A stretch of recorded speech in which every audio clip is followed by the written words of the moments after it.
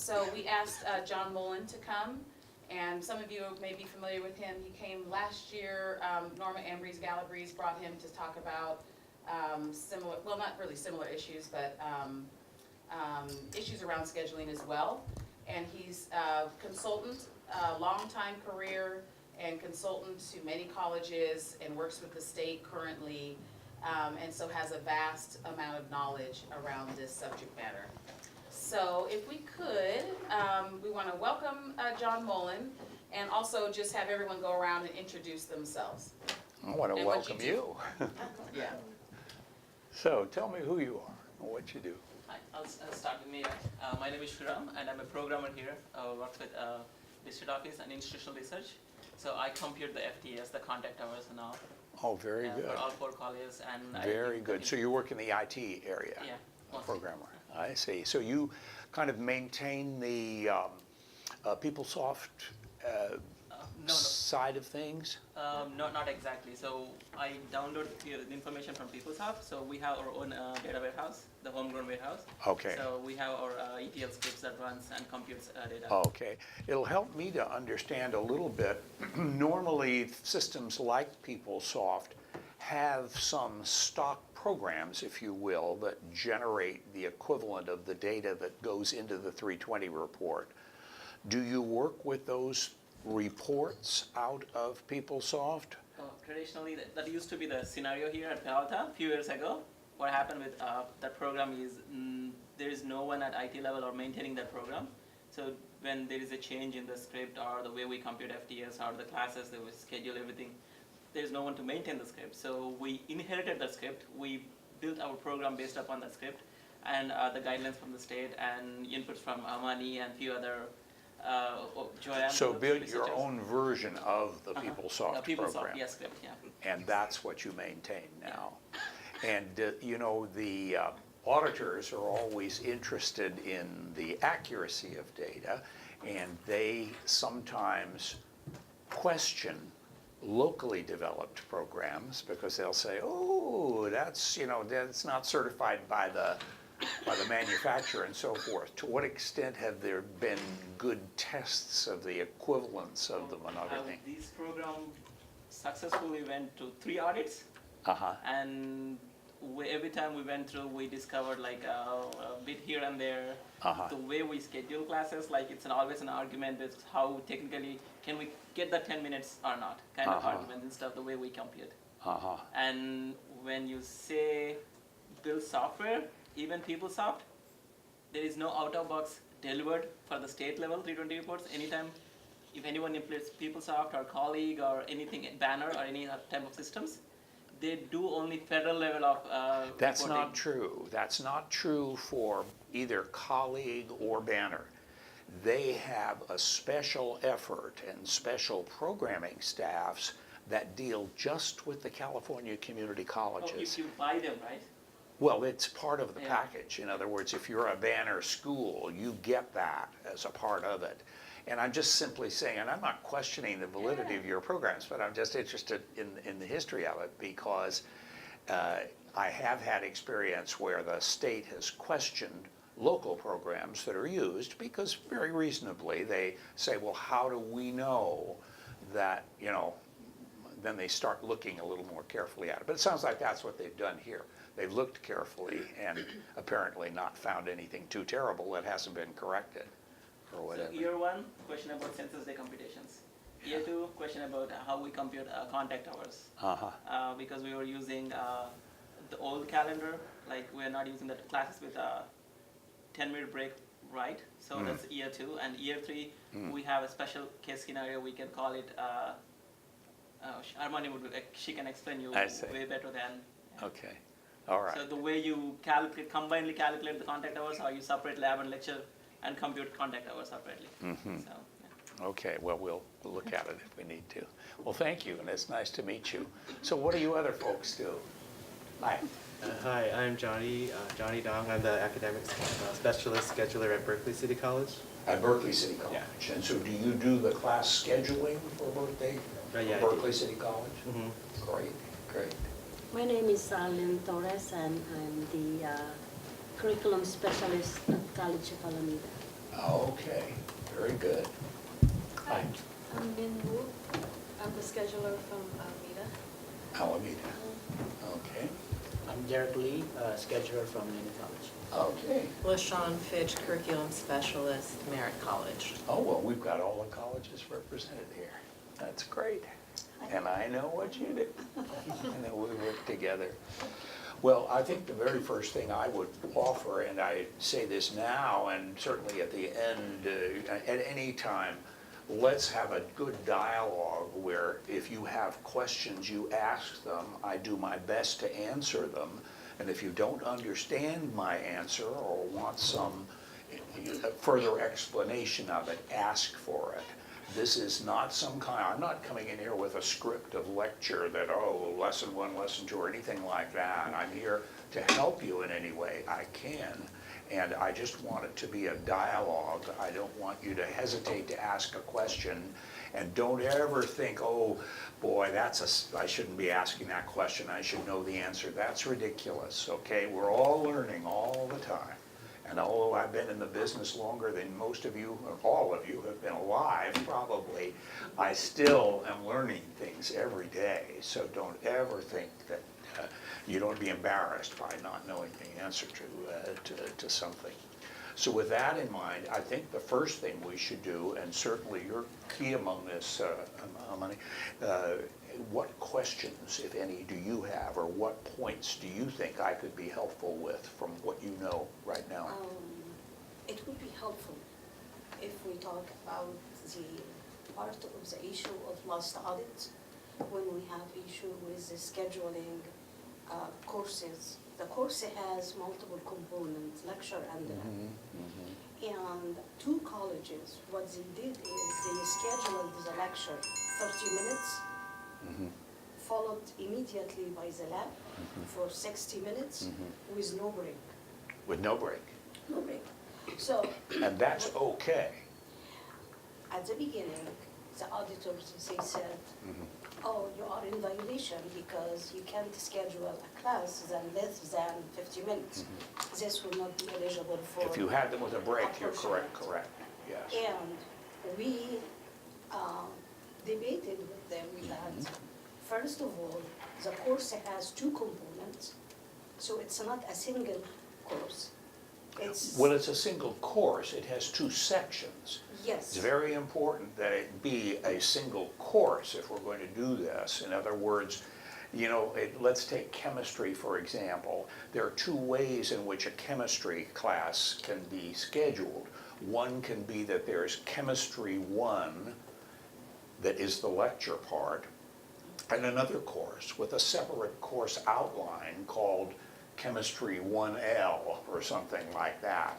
And that's a totally separate No, one. we You don't do We that. don't do that. So you have it Chemistry 1 that has a Lecture. lecture session and a lab session, Yes. but it's So- one course. Exactly, and this was our main explanation. I that see. It's one course. Yes. But has 2 components. And if it is continuous, if you don't Exactly. do that break, then that 30-minute rule is not something that should cause a problem. Correct. And you should be, as long as, you do have to be careful that you match the course outline in terms of the amount of time that is spent in lecture We and are- the amount of time spent in lab. We so are that- good in this. Okay, The 4 colleges, we never came across issue that we violate what was approved in the course outline. good, good, We good, don't have issue with this. good. The issue is, this meeting, this scheduling Yes. is not a productive way. In terms of the student class hours is that the chancellor office has this table. They don't have this total number of minutes. They don't, like 30 and 60 is 120, right? 30 and 60 or 90. Sorry, 30 and 90, 120. 30 and 90 or 120. Right. Yes. And there is no, in the table of the chancellor office for the contact hours, template for 120. Well, you just extrapolate from the table. In other words, Let me show you the table, because what happened is they backdated all of these classes from 120 minutes to 1 minute. And we lost 10 minutes per each student. They said, we are not allowed to schedule 120 minutes. Well, We are not allowed to that's true, you're schedule. only gonna get this, 120, you have to have 110 or 125. Exactly, Yes, and that is true. So that- And you've got to stick with that. exactly. Yeah. So what happened is right now, what we are scheduling is not productive. Yeah, yeah. We are You teaching don't want to 10 do minutes that. for free. You want to match the table because otherwise you're throwing time away. This is the part that please, I want you to Sure. explain it to us. Sure, sure, sure. Is everybody familiar with this table? No. Well, they should be. Why don't we right now, I'll go over to that copier, I can do it. We can do that for you. Can- Sriram, thank you, Sriram. Yeah, let's get, I sent it to you. don't guys, care but, so much about the second because page, you are but new. this one, I will yeah, forward get it to copies you. for everybody. But I sent it to you guys and I give it to you in Well, our we'll look at website. it together, it's good to have it in front of us, and we'll go over it together.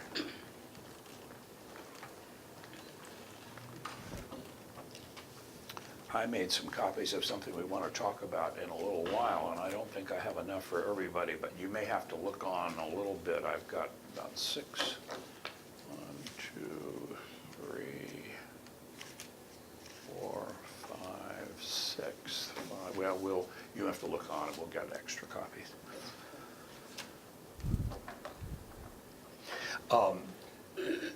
So is this The other, one of and there, yeah, and that's good. We want to really have a good understanding of that because otherwise we're throwing time away.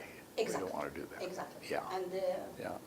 the other issue I told them about it is, it's our business practice that some of the classes, they added the classes late after the class printed. So we get audited that the class is not showing in the printed schedule.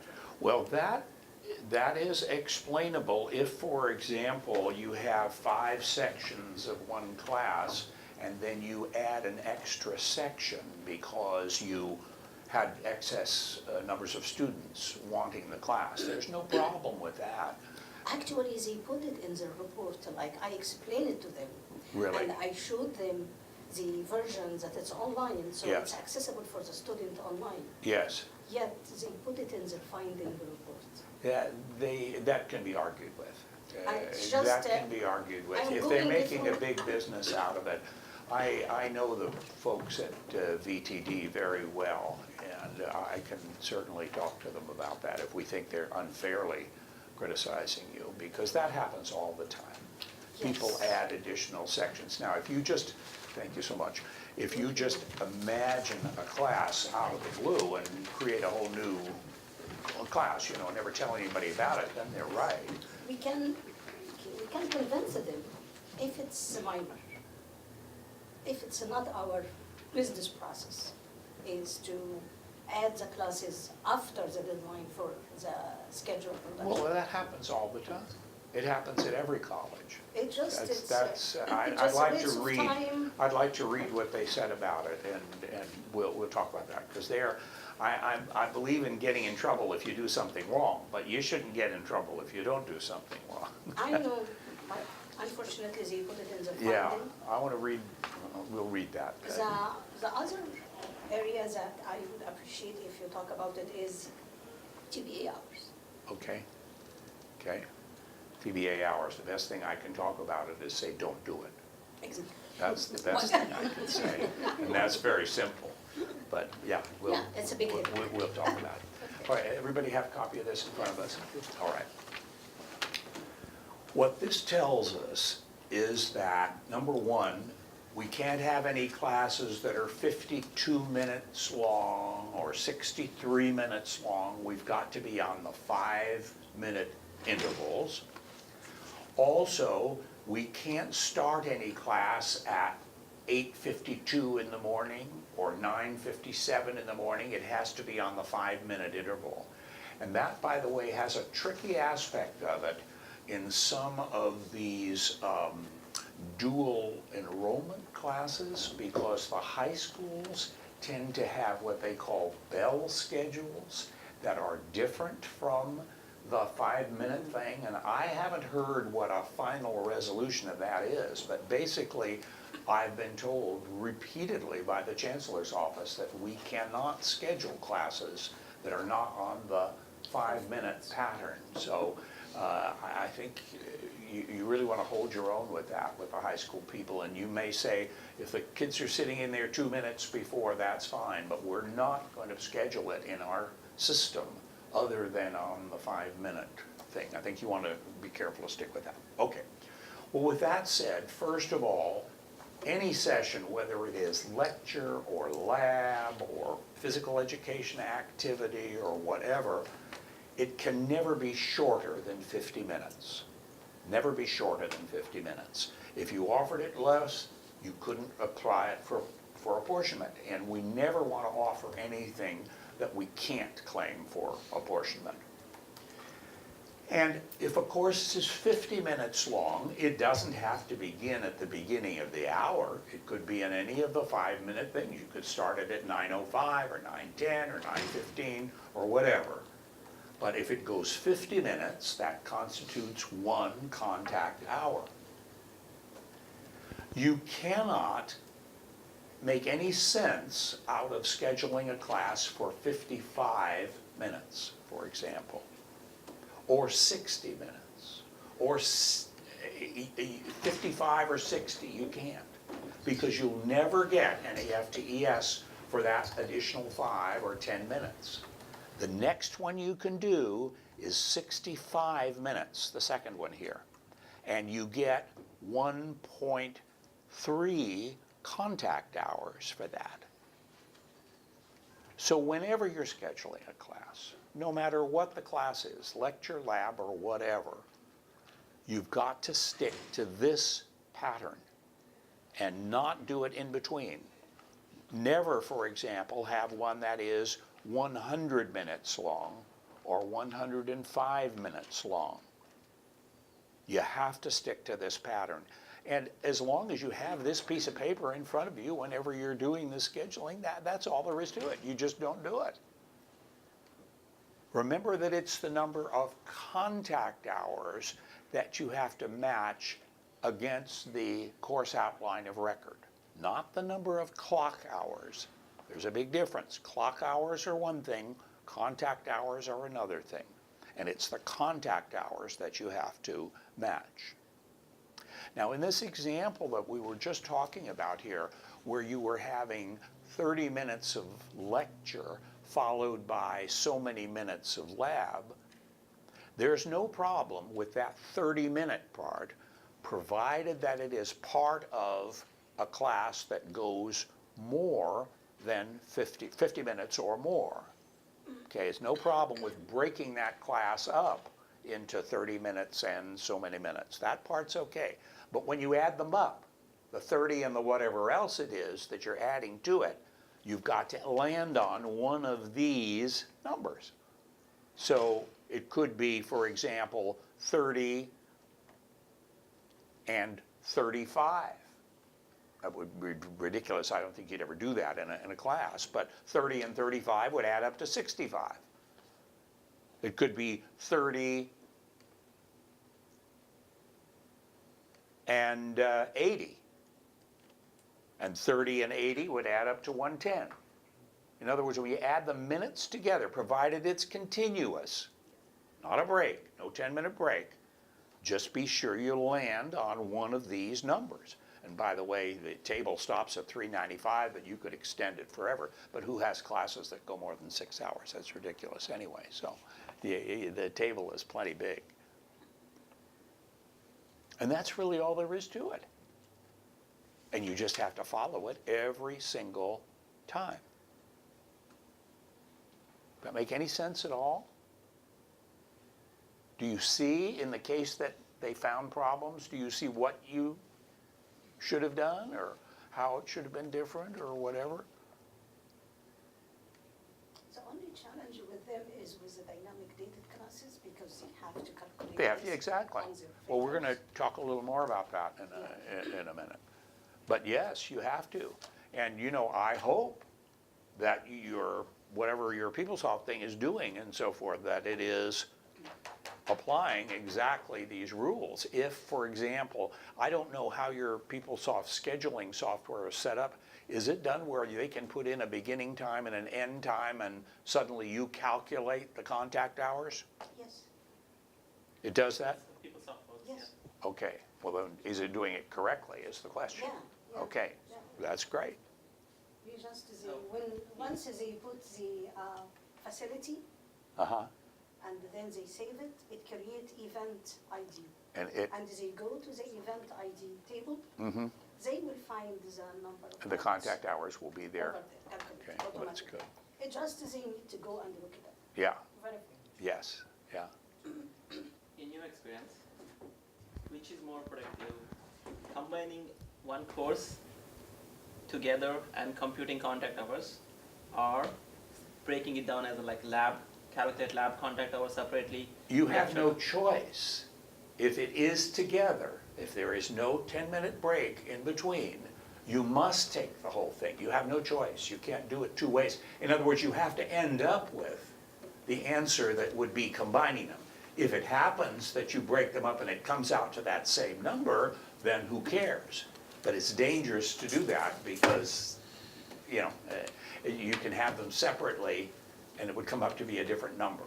What it has to be is the combined one that's here.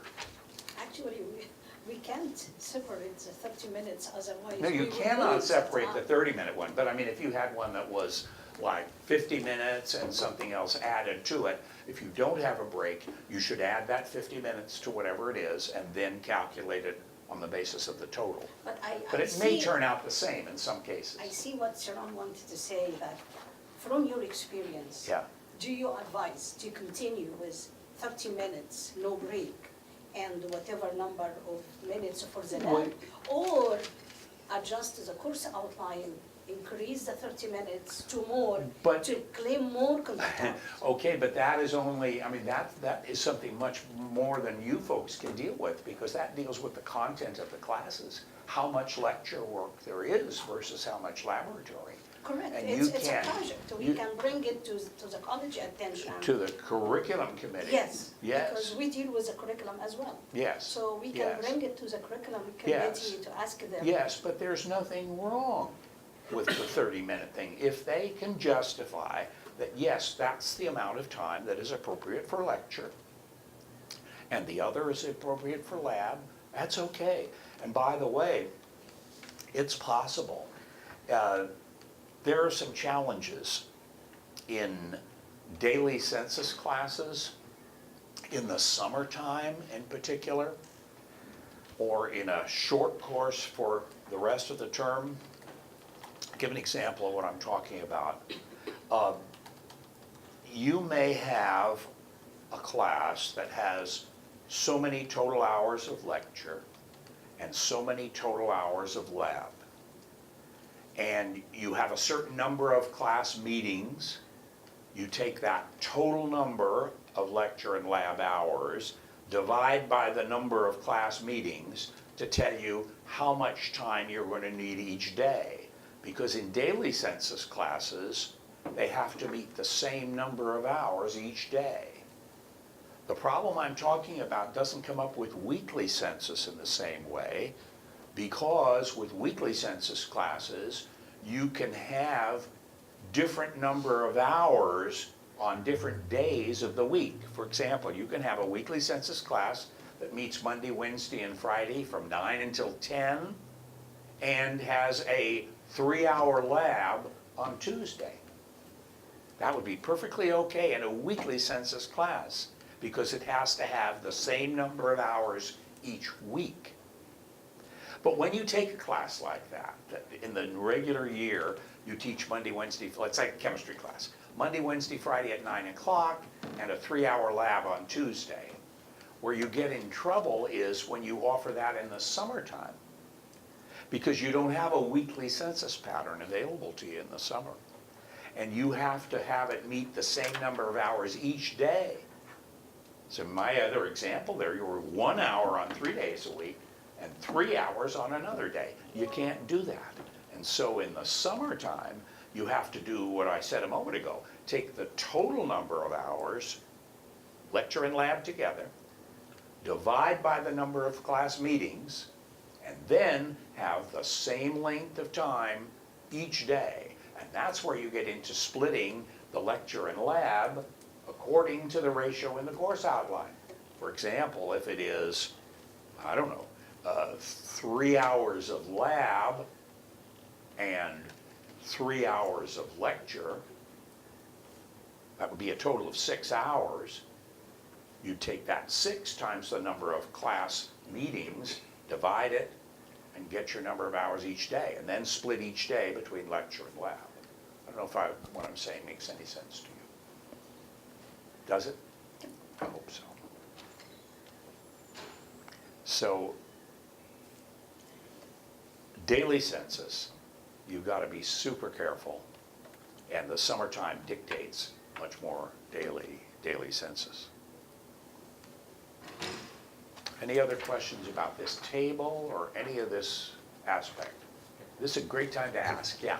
Can I ask a question about, for the half-hour scheduling, what about if it's like we have, at BCC, we have like art classes, like art 20, 22, and 24, where the 20 and 22 are 3-unit classes, but the 24 is a 2-unit class. Yes. But we still combine them, and then they get paid off of the higher number, off of the 20. Well, you can't have the students attending the same number of hours for a 3-unit course that you have for a 2-unit course. The teacher may be paid that, Yeah. but the student, the sections for the student would have to be different. Yeah, that's why, like, for example, for the 20 and the 22, it's 2 hours lecture and 4 hours lab. And for the 24, it's 1 hour's lecture, 3 hours lab. Uh-huh. So when we schedule the lecture for the 20 and 22, it's like, if it's a Tuesday, Thursday, it's like 1 hour on, 1 hour on Tuesday and 1 hour on Thursday. But then for the 24, the lecture is half an hour on Tuesday and Thursday. So that's so in that case, even though they're getting paid off of the 20, so do we still have to adjust that half-hour scheduling for the 24 course? Well, it has to reflect what the students do in the class, not payroll. This part, your scheduling has nothing, the payroll is drawn off of that, but it doesn't dictate the scheduling. So you've got to have it be what the students do, what the teacher does with the students, and those sections would be differently scheduled. The most challenging part here is for each single course, he has to make sure that the lecture and the lab are continuous, because some of them 30 minutes. Well, if they're 30 minutes, they've got to be continuous. So the lab has to follow the lecture, and in this case, for the 3 minutes, for the 3 units, the lecture will overlap with the lab. Unless you started at the end. Now, don't ask me how the instructor can handle it. I mean, the instructor can't be lecturing 1 minute and lab another minute all at the same time. I don't know how that works. Exactly, so I mean, you have to be careful with this. yeah. But in terms of that schedule, each of them has to be true to form for the course outline for that particular class. And you can't say just because we teach it at the same time as this other class, we're going to make it like the other class. You have to have it independently. Any other questions? Yes, sir. In our 30 minutes and these English classes, Remainder. 30 minutes, plus the other one is the 70, with contact hour 75 minutes for the lab itself. I've been adding it together. It doesn't come it comes to 105. But since You can't do that. Actually, we can't do that, but it's hard-coded in our system for the passing time itself. So could we boost up the 5 minutes to 110? Yes. So it makes everything. Yes, and there's no rule, nothing that says you can't have those little variations from the maximum to meet the schedule. In other words, you're expected to do that, either go down or up. And if you go down, you have to be careful because number one, you may not meet your minimum number of hours. And secondly, it costs you money. Exactly how he can do this. Yeah, well, you can go up to the next available increment. You can go up, even if you're over the maximum, just a tiny bit to conform to the table. That's okay. How we can go over the What is the threshold? What is the threshold to Because just go up? the auditors, they don't accept any violation under or above, no matter. Like if the course, one lecture, so total required hours is 17.5, because 17.5 week. Well, They all right, can't accept 18, and they can't accept 17. who can't accept? The auditor. All right, we're going to look at something right now that'll argue with what you just said. But I hear what you're saying, and we'll get to the bottom of it. And it could be that they're misinterpreting something. Auditors aren't perfect, they're human beings too. And they could be making a mistake, so we'll see, we'll see.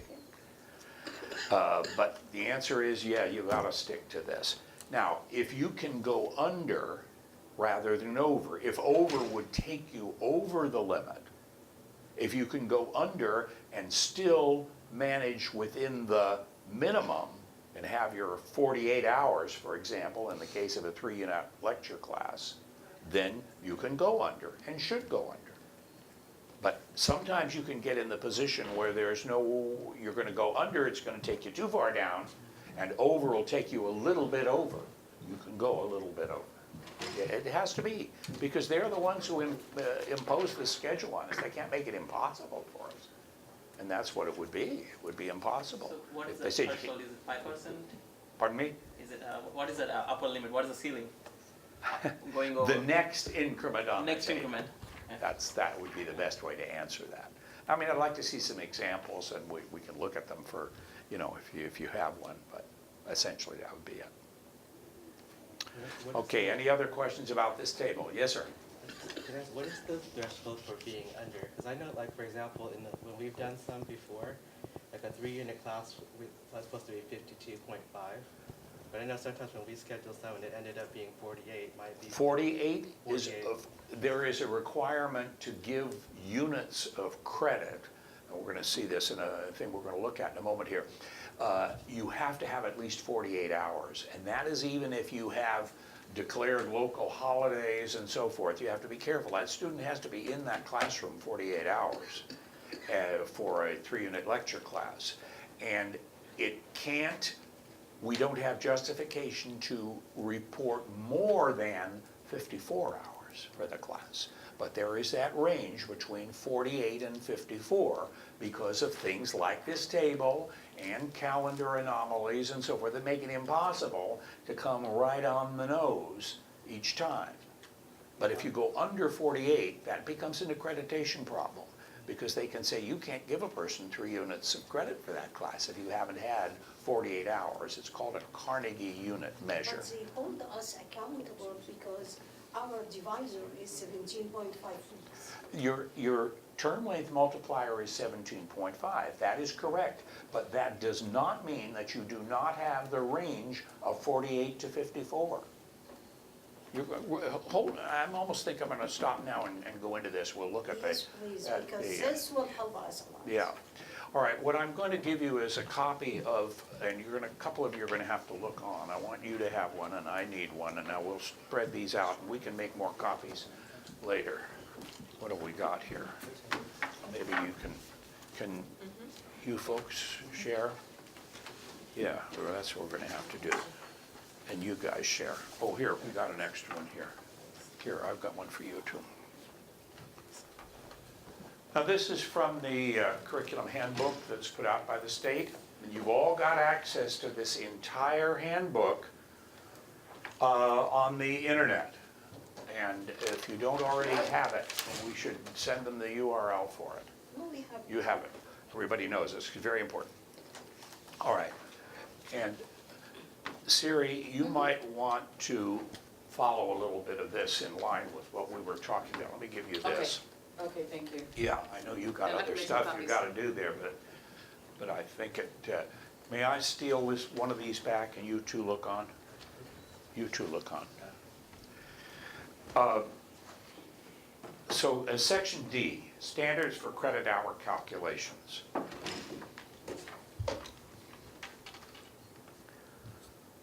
So grant local governing boards the authority to specify the relationship between units of credit and hours of classroom instruction. State the minimum weekly hours for 1 unit of credit and provide prorating hours of in-class to outside of class work appropriate to term length and instructional format. The calculation of units of credit for cooperative work experience is established in a certain Title V section. Now, come down to the standard formula.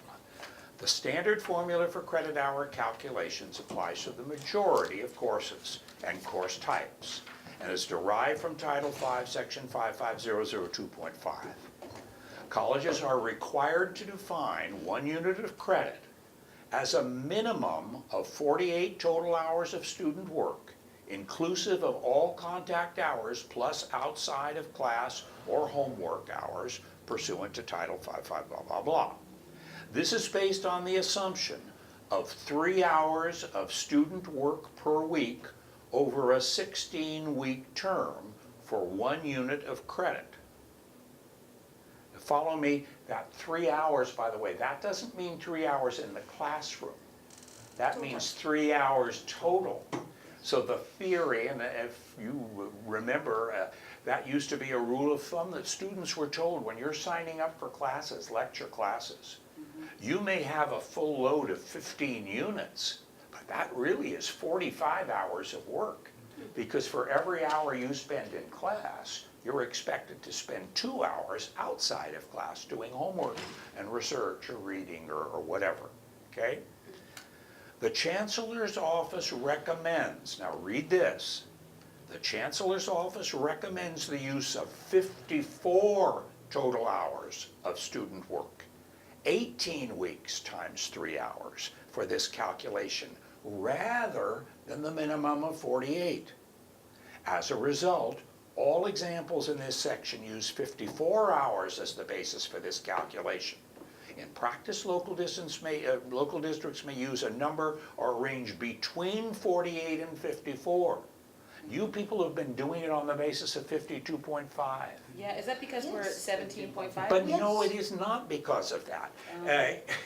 17.5 is the maximum term length multiplier, okay?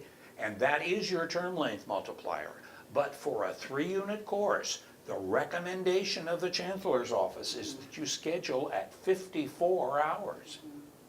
So I suggest that you people consider changing your practice because number one, this only applies to what you're calling dynamically dated classes. The formula gives us the FTES and the contact hours for weekly census classes. Because if it's a 3-hour class, it's 3 times 17 and a half. That doesn't change. But when you are creating a class that isn't weekly census, and you're calculating the number of hours to give to the class, rather than using 52 and a half, use 54. It will, number one, give you a little more FTES as a result. Yes, it will slightly increase the amount of salary paid to the instructor, but it is advantageous to the district because you build more FTES from it, and the marginal cost of that little bit for the faculty doesn't offset the advantage of it. And besides, you're following the recommendation to do it. Now, question. They have to be consistent. So if we are using 54, Yes. it doesn't matter regular or dynamic. Yes, it does, because you're not building hours in the case of weekly census classes. You're not calculating it. It comes from the calendar. You have so many Mondays, Tuesdays, Wednesdays, Thursdays, Fridays. It's 3 hours a week. You don't change that 3 hours a week. It's a 3-unit course. It's 3 hours a week. But it's on these dynamically dated courses where you are manually calculating the number of hours rather than calculated at the 52.5, where you could go as low as 48 or as high as 54. The recommendation of the Chancellor is that you use 54. So and this as is- I'm this is saying, it's important. advantageous This is really to you. important for us, and tell me what you're thinking, Amani, too, but, because this is what people refer to as the bump, right? Well, the word bump is used different ways. Very often Okay. that word is used in conjunction with the adoption of a compressed calendar Okay, where you teach in fewer than 17 and a half weeks. Oh, okay. Where you have a term length multiplier of 16 or 16.2 or 16.4. And there, by formula, you end up with quote a bump. okay, so this is not a bump I- then, well, but I- this is a you way know, to capture, it's a way to capture more It's a way, it FTS. is, and it's a quickly and good easily. way, and there's nothing wrong with it. In other words, it's sanctioned, it's recommended by the chancellor, and most colleges Can do it. we I say- pulled a couple, yes, go ahead. Can we say doing a dish class, a daily census class, Yes, gets us more FTS Yes. than offering that class as weekly? yes. Well, you can say it, yes, yes. We can say, yeah, we can say Yeah, it as and long it as is we're true. doing it. So And it is so true. Any class that is fully But, occupied. but yes and no, because in the weekly census class, you're getting credit for all the holidays. In daily census class, no, you have to, it just counts the hours you get. So that you're kind of getting some gravy, if you will, on the weekly census classes because of the holiday schedule. Oh, okay, right. Follow me? Right, So right. as you win a few, lose a few. But at any rate, when you're scheduling them, I recommend that you do it at the 54. So let's just say we had a 3-unit class, a 3-lecture unit class, and we ended up that we were going to have 23 class meetings. Maybe it was a 4-day summer class where there was one day for the 4th of July that came out or something, and you had 23 meetings. So if you had 3 hours normally that you would do in a week, it would be 3 times 18 or 54. And rather than taking 52 and a half and dividing by 23, take 54 and divide by 23 and get the nearest number of hours that correspond on this table to that. Make sense? So it's just changing I assume now that you have been taking 52.5. Because it is what's in the course outline. Yes, now. Oh, we so, talk so about- if we want to change it, we have to change the course outline? Well, We have let's to do talk all about that. Let's talk about that. I pulled up, I didn't print out here, but one of your course outlines, but you just set a number of hours in it. I think it said like 50, I can't remember. I don't think you did total, I think it just said 3 hours a week. But no, it's 3 hours a week, total of 50 points. But I don't think it says that total in there. I think it just said 3 hours a week on your schedule, on your outline. But when Course outlines? and whether it did or not, we'll look. But think it does I say pulled it. up a couple of examples. It does have the total, okay. I pulled up a couple of examples. So West Valley College, their thing says 48 to 54 Oh, on their course outline? on the course outline.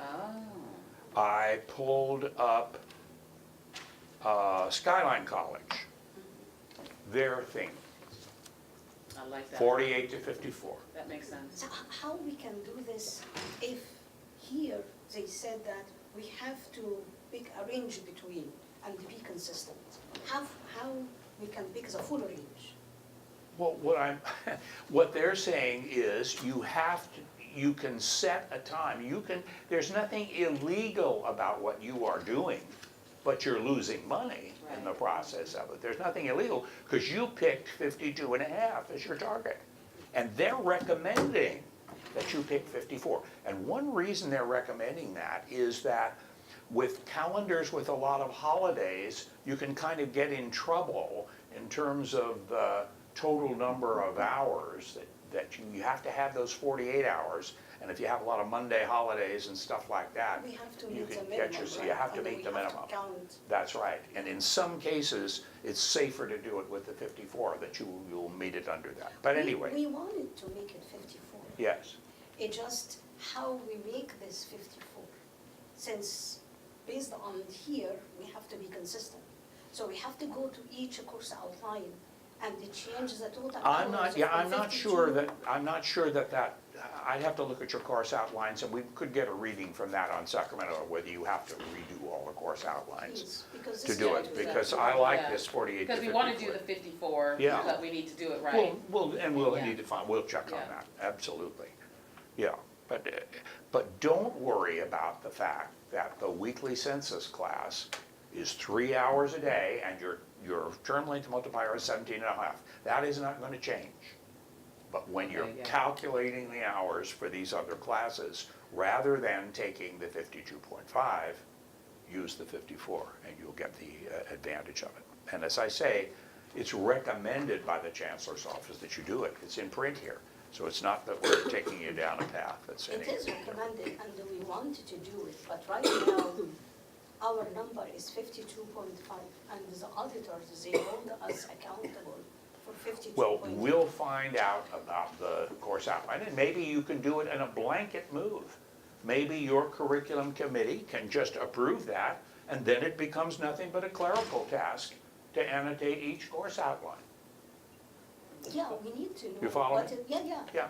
We So need it's to know the process. one way or how we another, do it can be done. Yeah, how we can do it, be compliant. Exactly, Yeah, we can, because, he can help us find that out. Yeah. at the yeah, state. because Oh, right now, yeah. the auditors, they hold us, if we schedule 48, they said it's too little. Yeah. If we scheduled 54, they said no, it has to be 52.5. Well, okay, so we'll find out, and if it takes the clerical job of changing the course outlines to make it the 48 to 54 range, the way those other colleges have done, which I think is a good way to do it, because you'll always have variations. You follow me? It's impossible Right. I know, to say that it'll always be Exactly, yeah. 52.5. You can't do it, it's impossible. especially with dynamic data. Yeah, exactly, impossible, It is a big challenge. yeah. So we'll find out the mechanism of Please. that and do it. Yeah, that would be great for us Yeah. to find out, and then, as quickly as you can, as you all are coming to finalize the summer and fall schedule, because if we can capture any extra FTS, this is the time that we need Oh, to. yeah, we should do that. Yeah, Yeah. you know, it's a good timing, in the I'll sense get that it y'all are that working right on fall. away. I'll Also, get there that is- right away. There is some impact about the workload. Yes, it impacts, well, teachers would get paid more who are teaching Yeah, and it adjunct. doesn't, remember the 'Cause weekly it's a little census bit more. classes where you But have still, most of overall, your it's instruction still, doesn't it's change a still, thing. we can do the math on it, basically. Yeah. We can look at how many dynamically dated classes we have, adjunct salary, and then look at the extra FTS. But, I mean, they're not gonna complain about it. No, no. They're gonna Well, get more money. Do they ever complain about getting more They money? might. I don't think so. So it's kind of a win for everybody. Yes. A win for the district and a win for No, you. we have to weigh if the class is not highly occupied, right? So. Under yeah, what? If you're not getting the FTS, like max FTS out of the class, then we just increase the class with like less enrollment. If we do not cancel and we have to offer the class with low enrollment, then we are losing money as a district. So how I see is the numerator increases, the denominator increases, fine. If it's not increases, then we are losing money as a Then we are productivity. increasing the cost. Yeah, but I mean, it's not gonna change. You're gonna need so many students in the class anyway. Yeah. This formula isn't really gonna change that. It's just gonna be for a given number of students, you're gonna get a little more revenue. So it makes sense to do it. Okay, so we've talked that one to death, and we'll get the answer on the mechanism for that. We talked about this. Now, there's a list of classes that came down with problems associated with them. And what was that all about? Okay. Majority of these classes is 30 minutes, Ah, and we have to recalculate the conduct hours based on the, back it up to, to 110 minutes. okay, Instead of 120 minutes. okay. So are you doing this and then recalculating? Yes, remember, we did this, we recalculated the conduct hours. You have done this? Yeah. And we- so have you generated, are we going to do a recalc FTES report? Yeah, and we submitted to state too, Was this for last year or what? last year, the whole year. I see. And you did already a recalculate. You had to do that back in November. Not in November, we contacted the coordinator. We met the deadline I for see, the and last, but it they was let in you do it? January. Yes, I see, Yeah. I see. And you've already turned it in? yes. Oh, that's good, all right. So, So is there anything we can learn from that, or anything, I mean, we've talked now about the 30-minute problem, we know that. Are there anything else that we should worry about, or talk about, or? I think is that you need to go and review your schedule for spring, summer, and fall. And- You already, I sent email to Jean for merit. There's 2 classes in spring 2018 that they are single class with 30 minutes. Can't do So, that. Definitely. Yeah. They have to cancel it and offer it as short term so they can compensate for that. Yeah, but you'll never be able to have 30-minute. No, not Sessions. 30 minutes, but Yeah. at least 50 minutes. Yes, yes, yes. I think one point I heard that there were some classes where students went to try to register and they couldn't because there were some problems with the setup of the class. This was very minor issue. It was reported to me like the auto-enroll wasn't set up correctly. So Oh. students, they enroll in the lecture, in the lab, and auto-enrolled in the lecture. I see. So if the auto-enroll wasn't set up correctly, the student, when they take the code for lab and they go to enroll, They wouldn't get would in. get error. Yeah. And this was very minor, Okay. like 2-3 classes. And I guess the question It's would a be, human is there error. a way you can check those before you open registration, that kind of audit your own work to make sure? They can do this. Do they can have run the a tools query. that they need Yeah, to yeah, do yeah. that? There's a query to see the auto-enroll setup. They Okay. can run the query and just to go through it, make sure. Okay, that- well then But maybe that's a good like thing for everybody one to do. college, they have 800 sections, so when you get 2 issues, this is not, Yeah. Yeah. not something big. Yeah, yeah, I want to consider it that, thank you. I want to consider it that it's a issue for training or something. Okay. It's just a human. Okay, all right, good. So there's nothing we need to talk about on that. Good, good. All right, can you think of anything else that we should talk about? TBA, please. Oh, yes, TBA. Okay, now let's talk in general. The word TBA, the words mean to be arranged. And the concept of TBA scheduling has a number of facets to it. One way it's used has to do with positive attendance classes, where in some cases it's possible to say the student's obligation in a positive attendance class is so many hours a week, but they are variable, and the instructor has to keep a record of who comes and who doesn't, but then reports the exact hours that the student attends on a positive attendance roster. The more problematic one is when you have weekly census classes scheduled like this, a 4-unit class, let's say it's lecture, no laboratory involved, but a 4-unit class where you have 3 hours of lecture in a classroom with an instructor, and then 1 hour by arrangement per week.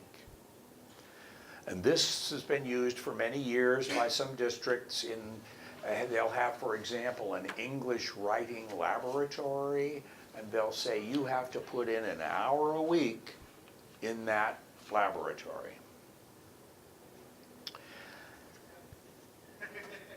There have been problems over the years with this kind of scheduling for the following reason. Many years ago, there were some real excesses done by colleges. I'll give you an example. There was one college that said, we're going to make every math course that we have, up to a certain level at any rate, have 1 hour of lab required in addition to the number of lecture hours. And so they told in the schedule of classes, every student, you have to do 1 hour a week in such and such a room. They had the name of the room number of the math lab, and they had that lab scheduled with a math instructor to help the students with the work and so forth. But the only catch was the students didn't really bother going there. And they had a room that maybe if you took this table around here, maybe that was the size of the room, okay? And there were 4,000 students who were supposed to be doing that every week.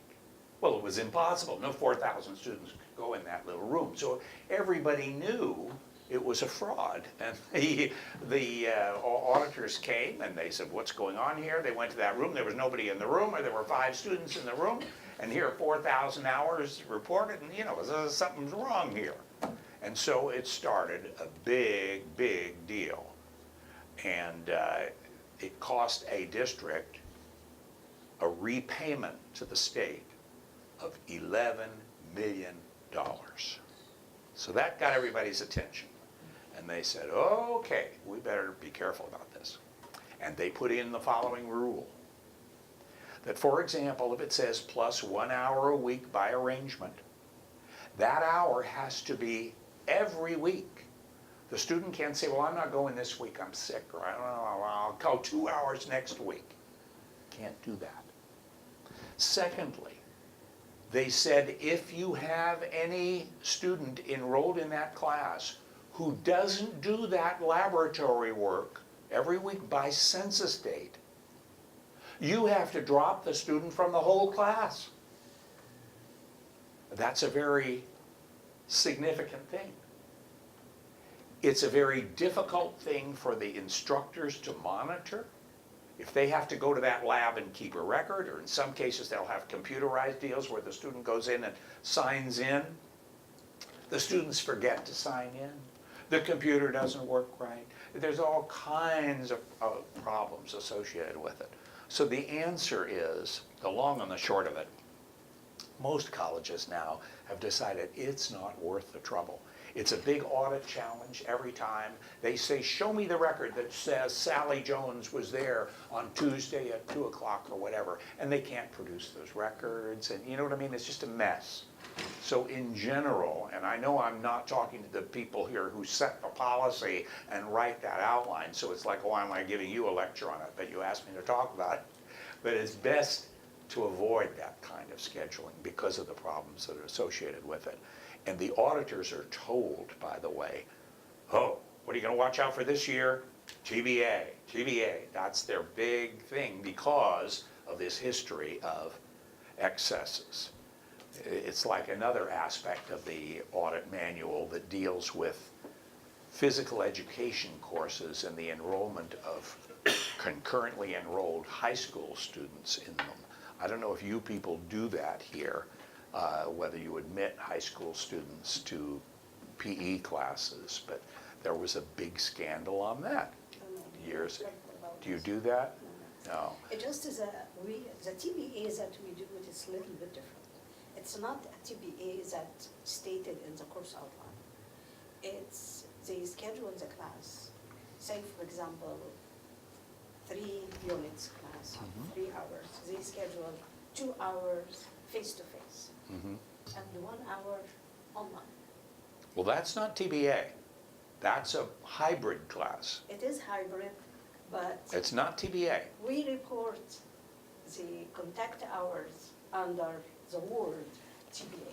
So we had to provide them justification that, okay, this is not the TBA that it's mentioned in the course Exactly. outline, it's a scheduling that we, Yes. it's And online. that's a different attendance method. It's not weekly census. You're putting that kind of a course as It's some of them weekly and we put the weekly contact hours. No, no, and no, some no. of them daily. Okay, but it's under the alternative attendance accounting method. It's not weekly census. You can't have that be a weekly census class. If it is an online, if it has an online component to it, it cannot be weekly census. It has to be I know. alternative attendance accounting. instruction mode 72 if it's more than 51. More than 51%. I don't know what you're talking about here. So, yeah, the hybrid component A hybrid class, class, if it's more than 50%. no, if it has any, forget that 50%. You're talking about the distance education rule and whether the course is considered a distance education course or not a distance education course. That has nothing to do with what we're talking about. If any portion of the course is online, it is a hybrid course and it must be reported in the alternative attendance accounting method. That's what we do, right? We send 20, 40, 72. Okay, I just wanted to confirm that two of you, they do the distance ed courses, the one that's less than 50%, you give it the code of lecture or lab.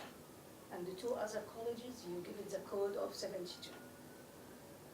Now- Maybe, what code you give instruction mode for less than 50%? And bear in mind, the greatest concern of mine is not the Should be- instructional mode, So, but the attendance method.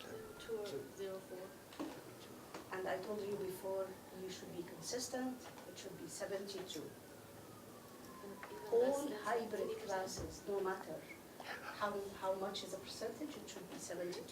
Excuse me, I don't know just how you set it up in PeopleSoft, but when you have a class that has an in-person part and a online part, those are two sessions in the class. One of them is an instructional method lecture, and maybe that's 3 hours or whatever, and the other, the second line, would be the lab part or the online part, and that's where you would have your 72. Not on the top part. The top part is straight lecture. Now remember the difference here between instructional method, which is a characteristic of the session, and attendance accounting method, which is a characteristic of the course itself, the whole section. The whole section would be alternative attendance accounting, either weekly or daily, depending upon whether it's a full-term class or a short one. And then within the class, the instructional method depends on the particular session, whether it is the one or the other. In PeopleSoft, the setup of the instruction mode and attendance accounting, it's only one setup. Oh, for the that's wrong. class. That's a weakness there. This I mean, is- that's this is the what system.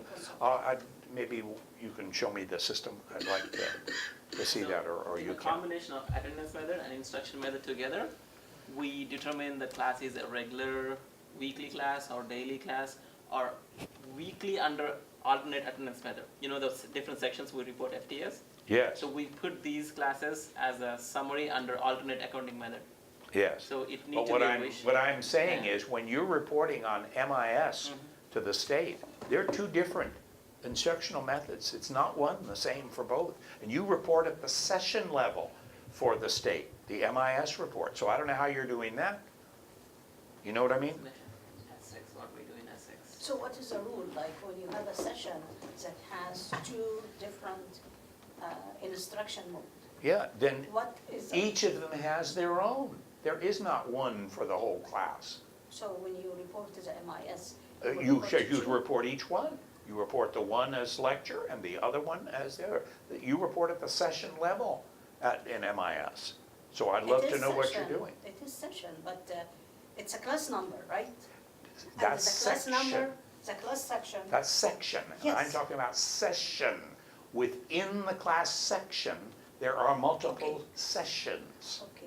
In PeopleSoft, our terminology is the section is the class section. Yeah. And within the class section, we have more than one meeting pattern. Okay, well then, Not that's session, what I'm calling Because session. session is regular Okay. session, it I requires, understand, it's just a language difference. Exactly. So it's what you're calling meeting pattern or whatever. exactly. So you're going to have two different instructional methods. One is going to be for the one, the other for the other. So And how if you're do you telling me report it? PeopleSoft For doesn't have. MIS, yeah, because Okay, MIS is a class level, right? BI, MIS, we report each class number, so that doesn't make a difference. We just report as is. Because that's how we determine PeopleSoft, we report as is. But when you do your MIS report, and I know we're boring these people, it has nothing to do with them, but when you do your MIS report, it goes session by session. It goes what you're calling instructional thing by instructional thing. So they can't be the same. Lecture is not the same as online. So under lecture component, we have one course, multiple meeting patterns. It will report as just like one component. We'll just pick one session. You will one. add them together. You will calculate separate one and add them together. That is what you do. When we do the summary reports, right? Right. But in MIS, we report each class number. Yeah, but you also report it at the session level in MIS. We code them as 72s. No, no, yeah. I think we stuck with some Terminology, Terminology, yeah, yeah. yeah, But, yeah. I want to look at the system but- with the but- system but- with you. The beauty about BI is the reporting MIS is he takes what's in PeopleSoft, and if there is some gaps, he will fill it with his logic to make sure that we are reporting MIS correctly. Yes, yeah, but Because he's got to have PeopleSoft doesn't something. have all the details. Yeah, but I mean, he has to have the method of, he has to have the wherewithal to Yeah, do it. he has it. And I don't know where he's has going a to get that schedule if you have it of all in the system. No, he has. Okay, all right, well, we won't struggle over that. No. So every time I go through one of these auditors audit section, I get more context. Okay. Yeah. So good to see her. Yeah. But we have first year 1, 7, year 2, 4, year 3 is just only 2 classes, Yeah. two conditions, right? Okay.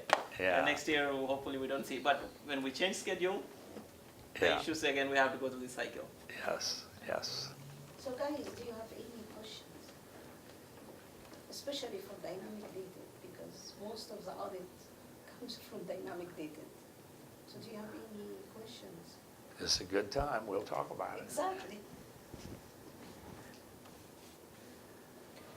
With all your experience all these years, right? Do you have any like golden rules of dynamic data classes? Case A, Don't do pick it. case A, B, or C.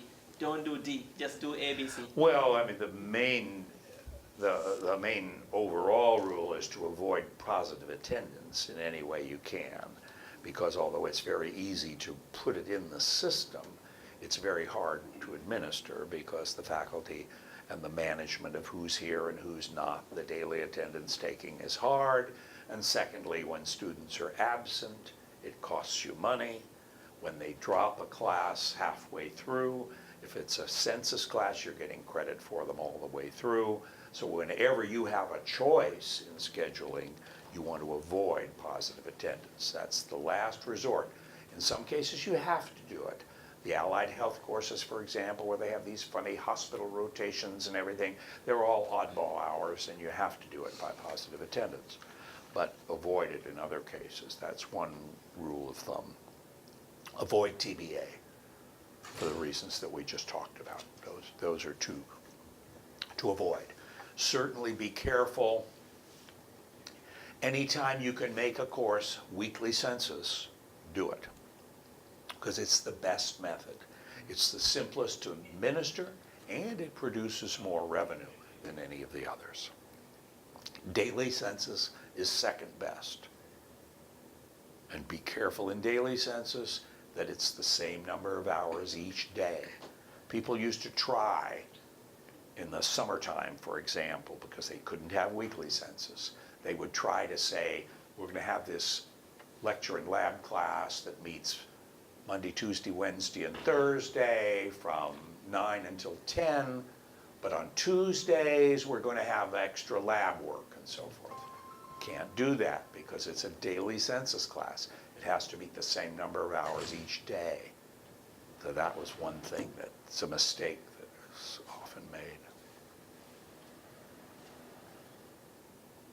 I don't have anything else, but I'm here for you if you do. You know what I'm going to do? Jordan has a question. Oh, yes, please. Also, like at BCC, we have a problem with rooms, because like we're only like a 2-building campus. So sometimes in terms of the scheduling, it can get a little difficult. So my question is, like last summer with my previous boss, when we scheduled some of the classes, it actually only came out to around 48 hours. So it's like at the bare minimum. So she wanted me to keep making it higher. Like she thought 48 was too low. But then the issue that we had, like for example, if we had a class that went from 1:30 to 4:20, and that was at 48 hours, then we were trying to get it to higher. Then if we made it to like 1:30 to 4:35, it caused a room conflict because the next class was supposed to have started at 4:30. Yeah. So I mean, if we have issues like that, should we just stick with the 48? Yes, you can stick with the 48 if you have to. I mean, the whole thing, it's a recommendation that you use the 54, but you can't go under the 48, that's for sure. And if you have a room scheduling problem that makes you stick at that, then you'll have to do it, sure.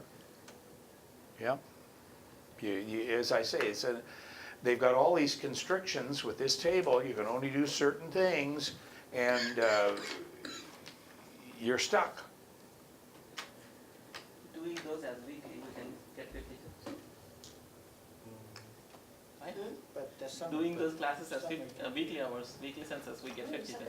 Some you can't do. Some are, I missed that. Okay, well, I'm going to give you a present. Haha. It's a present because if you need to call me about anything or write me about anything, here's an address for you. Sure. Absolutely. Okay, you guys got hard work to do.